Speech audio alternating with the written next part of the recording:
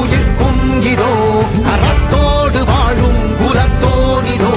தமிழ் தாயின் பிள்ளை தலைச்சன் இதோ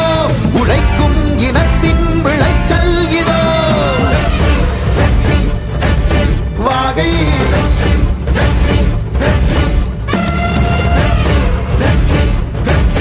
வாகை தமிழ் வணக்கம் அனைவருக்கும் புது சரித்திரம் இனி பிறக்கும் போர் துவக்கம் யார் தடுத்தும் இது நடவென நடக்கும் பறை முழங்கிட தரை நடுங்கிட தலைமுறை தலை நிமிர்த்தும் இனம் விடுதலை இணை சுவைக்கும் ஒளி நிரந்தரம் என நிலைக்கும் இல்லாமல் போராடு நில்லும் வரை இல்லாமல் செல்லும் வரை துப்பார்க்கு துப்பாய தூவும் மழை நினைத்தால் முடிப்போம் மாறும் நிலை